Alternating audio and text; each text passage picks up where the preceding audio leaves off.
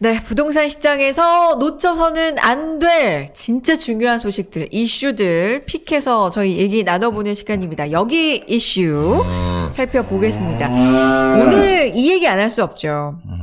사실 뭐 정치, 정책, 부동산 때려야 뗄 수 없잖아요, 부디님. 맞죠? 그렇죠. 그죠? 부동산 정치. 그치. 부동산 정치, 정책 뭐 때려야 뗄 수가 없는데 사실 이번에 정권 교체에 정말 중요한 어떤 한 요인? 원인이 부동산이 된 것도 사실 뭐 부인할 수 없는 맞습니다. 사실이고요. 그렇죠? 새 정부를 앞두고 또 6월 1일 선거를 앞두고 부동산이 그야말로 좀 들썩들썩합니다. 가장 뜨거운 감자 오늘 좀 살펴볼까요, 부디? 네. 네. 지금 뭐 그 재건축을 하겠다. 특별법 만들어서 하겠다 그랬다가 일기 신도시. 일기 네. 신도시. 그랬다가 조금 뭐 중장기적으로 뭐 다시 검토하겠다고 했다가 맞습니다. 지금 다시 이제 뭐 어떻게든지 공약을 지키겠다. 바로 이제 뭐 5월 달부터 할 것 같은 지금 막 그런 분위기예요. 그러니까요. 사실 윤석열 당선인의 공약이었잖아요. 그렇죠? 그런데 이게 조금 이제 당선이 되고 나서 살짝 많이 장기적으로, 중장기적으로 좀 보겠다. 그러면 이걸 사실상은 철회하는 거 아니냐, 뭐 이런 얘기도 있었다가, 그렇죠? 예. 그랬다가 10일 취임과 동시에 일기 신도시 특별법 입법에 또 나선다는 이야기가 있어서 말씀드렸죠. 후보 시절 공약이었어요. 그렇죠? 네. 공약이었는데 근데 이제 이게 참 저는 보면서 그런 거 많이 느끼. 제가 오래 해서 그런지 부동산을 이거 이제 정치 논리다라는 생각을 많이 해요. 전반적으로 일기 신도시에 대한 얘기가. 왜 그러냐면은 지금 일기 신도시에 당장 지금 선거가 있잖아요. 6월에. 네. 그래서 거기서 이제 이기려면 일기 신도시를 그대로 놔두면 안 되잖아요, 지금. 그래서 사실 그래요, 맞아요. 그러다 보니까 갑자기 뭐 지금 네. 그런 기사가 나오고, 물론 이제 개발을 한다는 거는 저는 맞다고 보거든요. 재건축이나 이런 거 완화해주고. 그래서 하는 거 분명히 맞는데 너무 그런 어떤 정치적인 색깔에서 움직이지 않느냐는 개인적인 생각을 좀 가지고 있어요. 맞습니다. 일기 신도시의 노후화가 이제 거의 아파트의 대다수가 노후 아파트 아니에요? 그렇죠. 일기 신도시 가보면. 일기 신도시 뭐 분당은 이미 30년 넘었고, 그렇죠. 이제 다 30년이 다 이제 육박하는데, 한마디로 처음에는 이제 과감하게 하려고 했다가 지금 그 인수위원회에서 네. 하다가 보니까 지금 뭐 집값이, 아파트 값이 오르는데 이미 움직임이 뭐 강남 보이니까. 일기 신도시가 지금 확 움직이는 네. 거예요. 그래서 가격이 많이 올랐다고 해요. 그래서 실제로 뭐 일산에 있는 제가 한 몇 년 전에 추천했던 단지예요. 일산의 그 장성마을 2단지라고 거기가 리모델링을 최초로 일산에서 처음 시작한 단지예요. 네, 근데 지지부진 좀 안 되고 있다. 지금도 이제 진행을 하고 있습니다. 리모델링. 근데 그런데도 2021년도에 비해서 지금 뭐 한 5, 6천만 원? 지금 올라온 것 같고요. 올해 4월 달에 비해서도 4월 달에 5억 9,900이었는데 지금 호가는 한 6억 한 2천 정도 간다고 해요. 그러니까 자꾸 오르고 있고, 그리고 분당 시범단지 같은 경우에 제가 투자해야 된다, 정말 괜찮다, 사야 된다라고 한 5, 6년 전부터 얘기했던 한양 시범단지. 한양 많이 들어봤어요. 한양 아파트 30평대가 네. 14억 8천이었는데 지금 16억에 거래가 된다고 해요. 그래서 지금 막 들쑥날쑥 지금 난립니다. 그리고 그러니까. 제가 여기서 하나 체크를 해봤는데, 네. 평촌에 가면은 평촌에 가면은 거기 목련마을에 성경 1단지라고 있어요. 그것도 저희 방송할 때도 많이 했죠. 상담 굉장히 많이 들어왔던 단지예요. 그래서 제가 이 아파트는 리모델링보다는 재건축을 해야 되는 충분히 사업성이 좋은 아파트다. 네. 이렇게 많이 범계역 바로 앞에 있는 이렇게 많이 얘기를 해드렸는데, GTX도 들어오고. 근데 네. 문제는 지금 뭐 리모델링 쪽으로 간다고 해요. 근데 이게 지금 보면 2021년 9월 달에 13억 4천인데 지금 호가는 한 10억 정도 된다고 해요. 네. 호가 15. 그래서 사실 여기는 나중에 재건축을 일기 신도시들 뭐 이렇게 용적률 풀어주고 하면은 리모델링보다는 재건축 주로 가면 가치가 훨씬 커지거든요. 재건축이 사업성이 그렇죠. 아무래도 그러면은 여기는 재건축 쪽으로 아마 돌아서게 되면 더 가격이 많이 오를 단지가 아닌가. 지금 잠깐 얘기를 해주셨는데 그러면 좀 짚어보겠습니다. 그러니까 그냥 전반적으로 간단하게 보면 일기 신도시가 거의 노후화가 됐으니, 그쵸?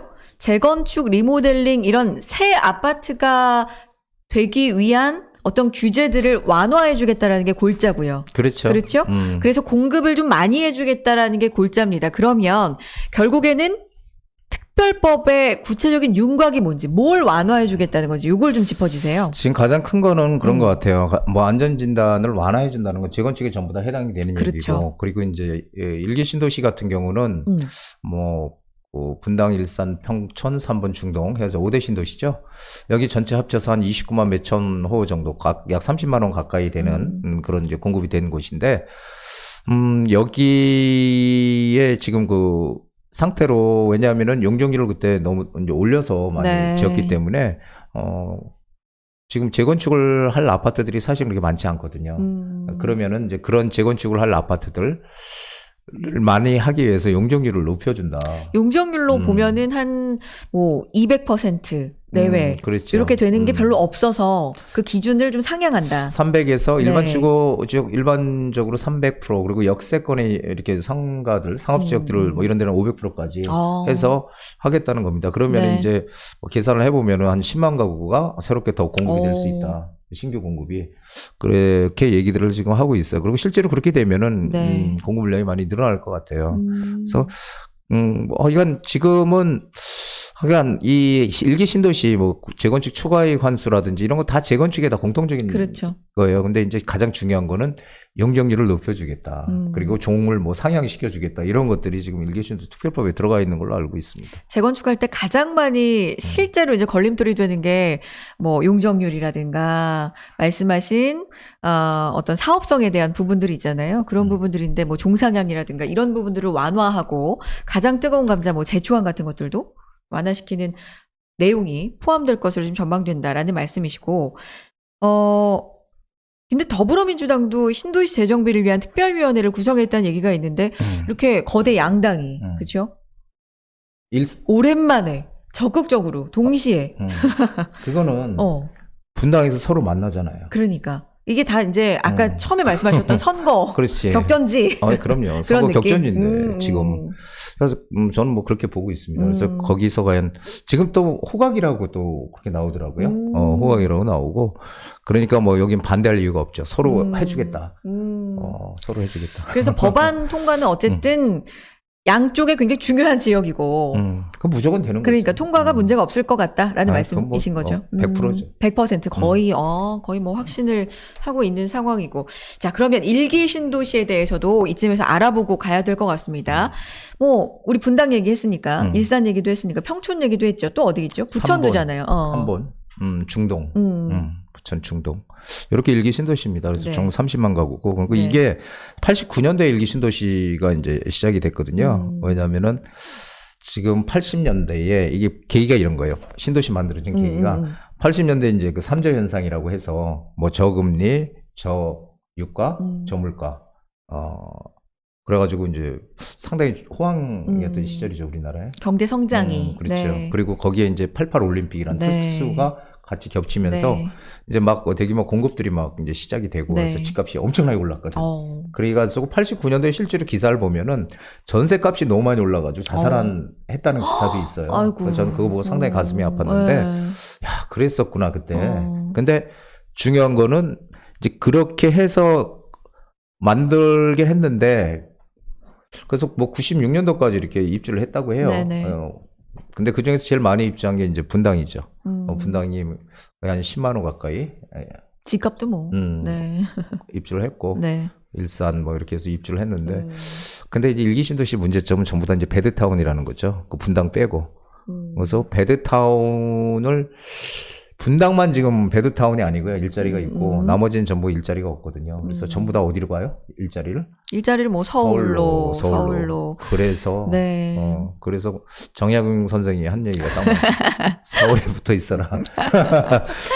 그러게 이 얘기 우리 계속하네. 어쨌든. 근데 89년이니까 30년이 넘은 거예요. 그렇죠. 30년이 넘었는데 그동안에 그러면 재건축이 조금 더 활발하게 됐을 법한데 못 돼왔단 말이죠. 그래서 이제 지금 2022년에 이 정치권까지도 핫이슈가 되고 있는 게 일기 신도시인데 발목을 잡은 게 그만큼 많았다는 거잖아요. 그렇죠. 그 용적률이 높고 전체적으로 그러다 보니까 재건축을 할 수 있는 아파트들이 많지가 않았다는 거죠. 예, 그래서 이제 리모델링으로 추진하는 단지들이 지금 상당히 많죠. 그러다 보니까 재건축에 대한 어떤 기대감들보다는 리모델링이라도 빨리 하자. 네. 이렇게 지금 아마 분당도, 그래서 분당이 처음으로 이제 시범단지가 생겼었죠. 아니, 그러면 이렇게 되면 사실 지금 뭐 특별법 얘기 나오기 전에도 일기 신도시는 재건축을 추진하는 것보다는 리모델링 쪽으로 선회해서 리모델링을 추진하는 단지들도 많고 그 가능성이 높다라는 걸로 또 한바탕 바람이 일었었거든요. 그렇죠. 그럼 리모델링 추진하는 단지들도 이제는 재건축 쪽으로 또다시 선회하는 겁니까? 그럴 가능성이 크죠. 그래요? 예, 왜 그러냐면은 분당이나 일산이 다 똑같아요. 두 가지로 나뉠 것이다. 제가 분당의 가치에 대해서 정말 많이 얘기를 드렸는데 재건축을 할 수 있는 아파트와 리모델링을 하는 아파트 둘로 나뉠 거다. 그럼 우리는 어디를 선택을 해야 될까? 재건축을 할 수 있는 아파트를 아무래도, 선택해야 된다. 그렇죠. 이런 얘기 참 많이 드렸거든요. 근데 지금 만약에 용적률을 상향시켜서 이렇게 되면은 리모델링을 추진하려고 했던 단지들이 다 재건축으로 전환할 것이다라고 저는 판단이 됩니다. 그렇군요. 되게 사업성이 좋으니까. 그래서 용적률도 이렇게 뭐 500% 얘기도 나오고 이러면 10만 가구가 이제 추가로 더 공급된다라는 말씀해 주셨는데 이 10만 가구라는 게 그러면 우리가 부동산 시장에서 이게 뭐 가장 첫 번째이고 전부 원인은 아닙니다만 공급이 중요하다는 얘기는 정말 많이 하잖아요. 그렇죠. 그럼 이게 어느 정도 시장을 안정시킬 만한 공급 양은 맞습니까? 10만 가구가 공급이 된다 그래서 시장을 안정시킨다. 그건 아니고, 그건 아니지만은, 어쨌든, 분당은 워낙 입지가 좋잖아요. 그렇죠. 뭐 천당 밑에 분당. 네. 천당 밑에 분당. 옛날에 그런 얘기 참 많이 그러니까. 들었습니다. 근데, 그 입지가 좋기 때문에 네. 그리고 그건 또 일자리도 있는 곳이니까 네. 판교도 있고 네. 그래서 공급이 되면은 상당히 그쪽 라인의 어떤 가격을 안정시키는 그런 효과는 분명히 있겠죠. 그렇군요. 그러면 또 일기 신도시 얘기 한참 해봤으니까 일기 신도시만 낡았냐, 그렇죠? 일기 신도시 물론 노후화되고 있는 거 맞는데 그럼 일기 신도시만 노후화가 되냐? 일기 신도시는 아니지만 노후화되고 있는 그 뭐 인근 지역이라든가 형평성 논란이 있지 않겠습니까? 맞습니다. 그래서 지금은 일단은 지금 일반적으로 서울에 만약에 재건축하면 어디가 떠오르죠? 서울의 재건축? 재건축하면은 강남. 그쵸, 강남. 강남이 먼저 떠올라. 맞아요, 맞아요. 그렇기 때문에 강남 집값을 자극할 수 있거든요. 거기 재건축이 되면 얼마가 될까? 이런 것도 굉장히 이슈고. 그래서 네.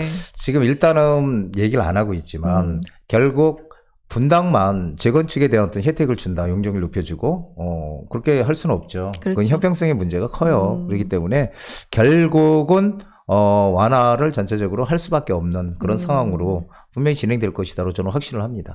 일기 신도시 때문에 그 주변의 영향도 분명히 있을 것이다. 형평성 논란이 있기 때문에 라는 말씀이시고 그러면 일기 신도시 얘기로 좀 되돌아가서 벌써 움직이고 있죠. 네, 지금 매물도 없고 뭐 가격도 올라가고 그렇습니까? 지금 내놨던 상황이 어때요? 물건들이 지금 다 없대요. 물건이. 싹 다 이제 걷어갖고. 기대감이 네네. 뭐 최근에 지금 또 기대감이 조금 실망감으로 바뀌었다가 지금 다시 이제 막 하겠다 이렇게 되니까 물건들이 당연히 나 같아도 안 내놓겠죠. 그래서 지금은 조금 물건이 지금 없다고 지금 그렇게 얘기들 하고 있습니다. 그렇군요. 매물도 없어지는 상황이 기대감은 조금 높아지고 있는 상황이지만 신중하셔야 되는 건 맞을 것 같고 앞에서 말씀해 주셨는데 재건축 리모델링이면 당연히 재건축 쪽을 선택하는 게 그렇죠. 리모델링은 맞아요. 한마디로 얘기하면 리모델링은 뼈대는 남겨놓고 부수는 거예요. 다. 그래가지고 새로 짓는 겁니다. 주차장도 뭐고 다 새로 짓는데 문제는 뼈대를 남겨놓고 짓기 때문에 층하고 향이 안 바뀌어. 그러니까 그래서 이슈가 수직 증축, 뭐 수평 증축 얘기 나오는데 뚱뚱해질 수도 있는 거고 그냥. 그렇죠. 네. 근데 그 수직 증축을 지금 허용을 잘 안 하는 그러니까. 이유가 뭐냐면은 분당 같은 경우 옛날에 분당도 마찬가지고요. 신도시들이 처음에 너무 급박스럽게 89년도 노태우 대통령이 200만 원 건설을 해가지고 시작한 거거든요. 근데 급격히 막 짓다 보니까 이 모래가 부족하네. 그래가지고선 바닷모래 또 많이 썼어요. 분당이. 그러다 보니까 이제 뭐가 문제가 됐냐면은. 진짜요? 진짜요. 오. 그래서 뭐가 문제가 됐냐면은 이게 만약에 리모델링을 한다. 그랬을 때 이 내력벽을 철거를 하느냐 마느냐인데 아직까지 결론이 안 났는데요. 내력벽 문제도 내력벽. 아주 그거를 철거를 했을 민감하죠. 때 네. 그게 만약에 이게 바닷모래를 썼다는데 이게 무너지면 어떡해. 그러니까 안전에 대한. 네, 그래서 그 안전에 대한 게 지금 아직 해결이 안 된 것 같아요. 그러다 보니까 국토부에서 본래 진작에 그 발표하겠다. 철거를 할지 말아야 될지 그걸 지금 계속 미루고 몇 년 동안 지금 4년 동안 미루고 지금 아직까지 발표를 안 하고 있어요. 그렇군요. 그러다 보니까 어떻게 보면 조금 불안하게 돼요. 그래서 저는 다 부숴서 짓는 재건축이 맞다. 저는 그렇게 생각합니다. 여러 면에서. 사업성 면에서도 그렇고요. 알겠습니다. 자, 뭐 작년, 재작년 제가 말씀드릴 때 언론에서 이런 얘기 되게 많이 본 것 같아요. 빌라의 시대 이러면서 빌라 상승률이 굉장히 높았는데 이젠 또 이런 얘기 심심치 않게 보입니다. 재건축의 시대라는 말이 있을 만큼 재건축 바람이 좀 뜨거운데 앞으로 이 바람을 또 어떻게 효율적으로 우리가 지혜롭게 이용할 수 있을지 오늘도 앞으로도 계속해서 저희 부디와 함께 해주시기 바랍니다. 문의사항 전화 주시고 문자 남겨주시고 이메일도 보내주세요. 02556-6961번 문자 보내실 수 있는 번호 이메일 주소도 함께 안내가 되고 있습니다. 여기에 이슈였습니다.